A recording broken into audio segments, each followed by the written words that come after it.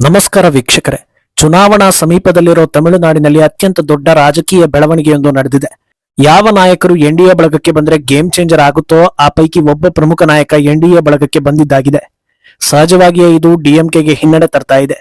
ಈ ಒಂದು ನಡೆಯಿಂದ ಹಲವು ಲೆಕ್ಕಾಚಾರಗಳು ಉಲ್ಟಾ ಆಗಿದ್ದು ಎನ್ಡಿಎ ಇನ್ನಷ್ಟು ಬಲಗೊಳ್ಳೋ ಬಗ್ಗೆ ಹಿಂಟ್ ಸಿಗ್ತಾ ಇದೆ. ಇನ್ನೊಂದು ಪ್ರಮುಖ ರಾಜಕೀಯ ಪಕ್ಷ ಕೂಡ ಎನ್ಡಿಎ ಬಳಗಕ್ಕೆ ಬರೋ ಸಾಧ್ಯತೆ ಇದೆ. ಹಾಗಿದ್ರೆ ಇಲ್ಲಿ ಹಿನ್ನಡೆ ಅನುಭವಿಸಿದ್ದು ಡಿಎಂಕೆ ಮಾತ್ರನಾ ಅಂತ ಕೇಳಿದ್ರೆ ಖಂಡಿತ ಇಲ್ಲ. ಮೊದಲ ಹೊಡೆತ ಬಿದ್ದಿರೋದು ಜೋಸೆಫ್ ವಿಜಯ್ರ ಟಿವಿಕೆಗೆ. ಬೇರೆ ಬೇರೆ ದಿಕ್ಕುಗಳಿಂದಲೂ ಕೂಡ ಬ್ಯಾಕ್ ಟು ಬ್ಯಾಕ್ ಹೊಡೆತ ಬೀಳ್ತಾ ಇದೆ. ಇನ್ನೊಂದೆಡೆ ಸನಾತನ ಧರ್ಮದ ಬಗ್ಗೆ ಕೇವಲವಾಗಿ ಮಾತನಾಡಿ ನಾಶ ಮಾಡ್ತೀವಿ ಅಂತ ಹೇಳಿದ್ದ ಸಿಎಂ ಪುತ್ರ ಉದಯನಿಧಿಗೆ ಕಾನೂನಿನ ಹೊಡೆತ ಬಿದ್ದಿದೆ. ಇದೆಲ್ಲವನ್ನ ಒನ್ ಬೈ ಒನ್ ವಿವರಿಸ್ತಾ ಹೋಗ್ತೀವಿ. ಈ ವಿಡಿಯೋವನ್ನ ತಪ್ಪದೆ ಕೊನೆ ತನಕ ನೋಡಿ. ಅದಕ್ಕೂ ಮುನ್ನ ಮೀಡಿಯಾ ಮಾನ್ಸ್ಟರ್ ಚಾನಲ್ ಅನ್ನ ತಪ್ಪದೆ ಸಬ್ಸ್ಕ್ರೈಬ್ ಮಾಡಿ. ಎಸ್, ಇದು ದ್ರಾವಿಡ ನಾಡು.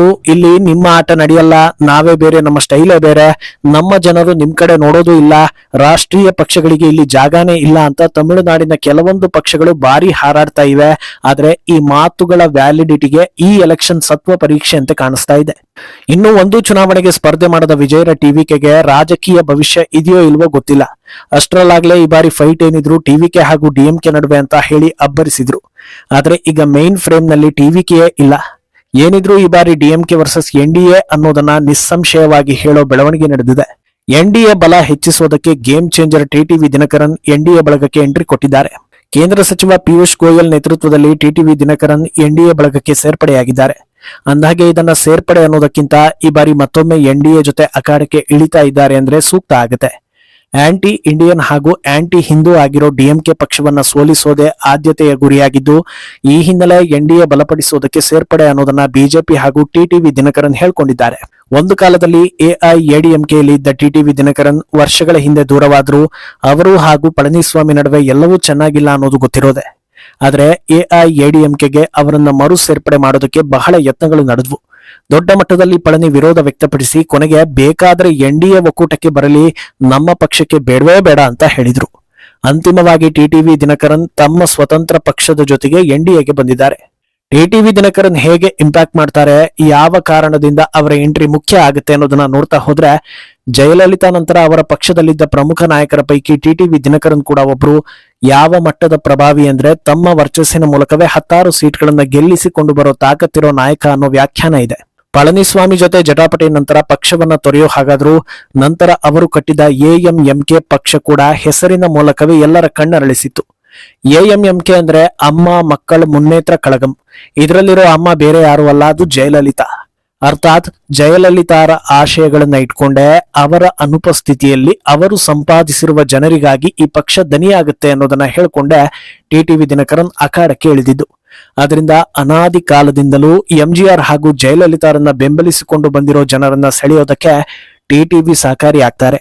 2024ರ ಲೋಕಸಭಾ ಚುನಾವಣೆ ವೇಳೆಯೂ ಟಿಟಿವಿ ದಿನಕರನ್ ಎನ್ಡಿಎಯನ್ನ ಬೆಂಬಲಿಸಿದ್ರು. ಆದ್ರೆ ಆ ಹೊತ್ತಲ್ಲಿ ಬಿಜೆಪಿ ಎಐಎಡಿಎಂಕೆ ಜೊತೆ ಇರಲಿಲ್ಲ, ಪ್ರತ್ಯೇಕವಾಗಿತ್ತು ಅನ್ನೋದು ಗೊತ್ತಿರೋದೆ.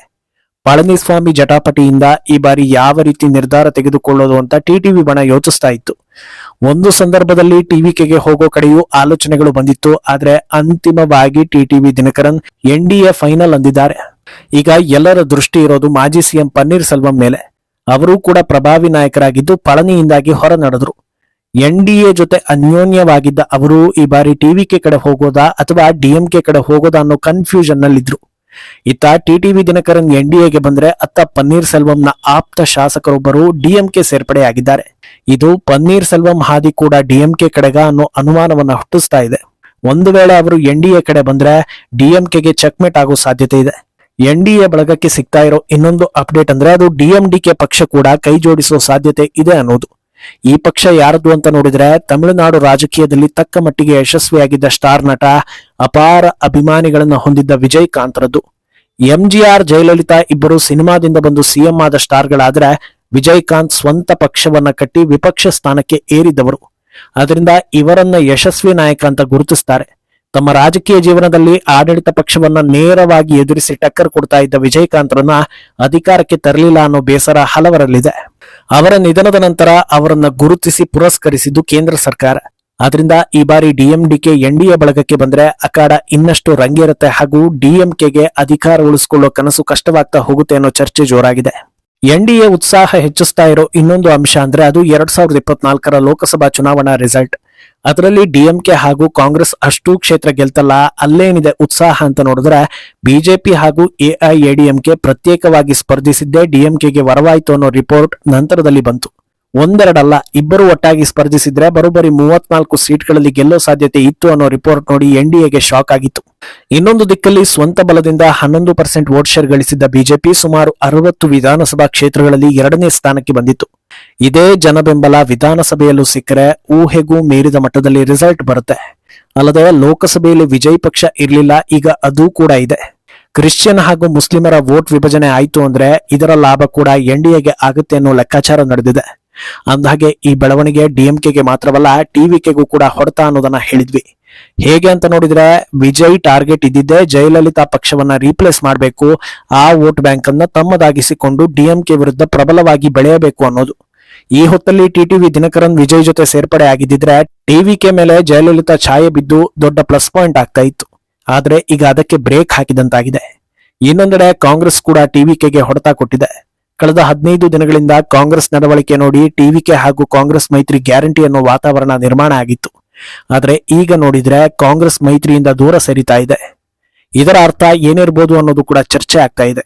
ಒಂದೇ ಡಿಎಂಕೆ ಕಾಂಗ್ರೆಸ್ ಬೇಡಿಕೆಗೆ ಒಪ್ಪಿರಬೇಕು ಅಥವಾ ಟಿವಿಕೆ ಜೊತೆ ಹೋಗಿ ಪ್ರಯೋಜನ ಇಲ್ಲ ಅನ್ನೋದು ಅರಿವಿಗೆ ಬಂದಿರಬೇಕು ಅನ್ನೋ ನಿಟ್ಟಿನಲ್ಲಿ ಚರ್ಚೆಗಳಾಗ್ತಾ ಇದೆ. ಇನ್ನು ಆರೋ ಹೊತ್ತಲ್ಲಿ ದೀಪ ಜೋರಾಗಿ ಉರಿಯುತ್ತೆ ಅನ್ನೋ ಹಾಗೆ ಅಜ್ಜನ ಹೆಸರಿಂದ ಡಿಸಿಎಂ ಆಗಿರೋ ಉದಯನಿಧಿ ಸ್ಟಾಲಿನ್ ಸಾವಿರಾರು ವರ್ಷಗಳ ಇತಿಹಾಸ ಇರೋ ಸನಾತನ ಧರ್ಮವನ್ನ ನಾಶ ಮಾಡೋ ಬಗ್ಗೆ ಹೇಳಿಕೆ ಕೊಟ್ಟಿದ್ರು. ಈಗಲೂ ಕೂಡ ಆ ಹೇಳಿಕೆಯನ್ನ ಭಾರತೀಯರು ತೀವ್ರವಾಗಿ ಖಂಡಿಸ್ತಾರೆ. ಉದಯನಿಧಿ ಹೇಳಿಕೆ ವಿರೋಧಿಸಿದ್ದಕ್ಕೆ BJP social media head Amit Malviya ಮೇಲೆ ಎಫ್ಐಆರ್ ಹಾಕಿದ್ರು. ಆದ್ರೆ ಆ ಎಫ್ಐಆರ್ ಅನ್ನ ಮದ್ರಾಸ್ ಹೈಕೋರ್ಟ್ ಕಿತ್ತೆಸೆದಿದೆ. ಉದಯನಿಧಿ ಹೇಳಿಕೆಯನ್ನ ಖಂಡಿಸಿದ ನ್ಯಾಯಾಧೀಶರು ಒಂದು ಧರ್ಮವನ್ನ ನಾಶ ಮಾಡ್ತೀನಿ ಅಂತ ಹೇಳೋದು ನರಮೇಧಕ್ಕೆ ಸಮ, ಇದು ಯಾವುದೇ ರೀತಿಯಲ್ಲೂ ಸಮರ್ಥನೆ ಮಾಡಿಕೊಳ್ಳೋ ವಿಚಾರ ಅಲ್ಲ, ಖುದ್ದು ಗಾಂಧಿಯೇ ತಮ್ಮನ್ನ ತಾವು ಸನಾತನ ಧರ್ಮೀಯರು ಅಂತ ಹೇಳ್ಕೊಂಡಿದ್ರು. ಇಂಥ ದ್ವೇಷ ಭಾಷಣ ಮಾಡಿ ಅದನ್ನ ವಿರೋಧಿಸುವವರ ಮೇಲೆ ಕ್ರಮ ಕೈಗೊಳ್ಳೋದು ಸರಿಯಲ್ಲ ಅಂತ ಕೋರ್ಟ್ ಹೇಳಿದೆ. ಕುಟುಂಬದ ವರ್ಚಸ್ಸು ಹಾಗೂ ಹೆಸರನ್ನ ಹೊರತುಪಡಿಸಿ ಉದಯನಿಧಿ ಯಾವುದೇ ಸಾಧನೆ ಮಾಡಿರೋದಕ್ಕೆ ದಾಖಲೆಗಳಿಲ್ಲ. ಆದ್ರೆ ಆಂಟಿ ಇಂಡಿಯನ್ ಹಾಗೂ ಆಂಟಿ ಹಿಂದೂ ಕೆಲಸ ಮಾಡಿರೋದಕ್ಕೆ ದಾಖಲೆಗಳಿವೆ ಅಂತ ಜನರು ಮಾತಾಡ್ತಾರೆ. ಈಗ ಕೋರ್ಟ್ ಕೂಡ ಚೀಮಾರಿ ಹಾಕಿದೆ. ಒಂದು ಕಡೆ ಇದೇ ಮದ್ರಾಸ್ ಹೈಕೋರ್ಟ್ ಕಾರ್ತಿಕ ದೀಪದ ವಿಚಾರದಲ್ಲಿ ಸತ್ಯದ ಪರ ತೀರ್ಪು ಕೊಟ್ಟಿತ್ತು. ಅದು ಓಲೈಕೆಗೆ ಪ್ರಾಬ್ಲಮ್ ಆಗುತ್ತೆ ಅಂತ ಡಿಎಂಕೆ ಕಿರಿಕ್ ಮಾಡಿತ್ತು. ಈಗ ಮತ್ತೊಮ್ಮೆ ಕಿರಿಕ್ ಮಾಡಿ ಕಾನೂನನ್ನ ಎದುರು ಹಾಕಿಕೊಳ್ಳೋ ಪ್ಲಾನ್ ಏನಾದ್ರೂ ಇದೆಯಾ ಅನ್ನೋದು ಸದ್ಯದ ಪ್ರಶ್ನೆ. ಮುಂದೇನಾಗುತ್ತೆ ಅನ್ನೋದನ್ನ ಕಾದು ನೋಡ್ಬೇಕು. ಈ ಬಗ್ಗೆ ನಿಮ್ಮ ಅಭಿಪ್ರಾಯವನ್ನ ತಪ್ಪದೆ ಕಮೆಂಟ್ ಮೂಲಕ ತಿಳಿಸಿ.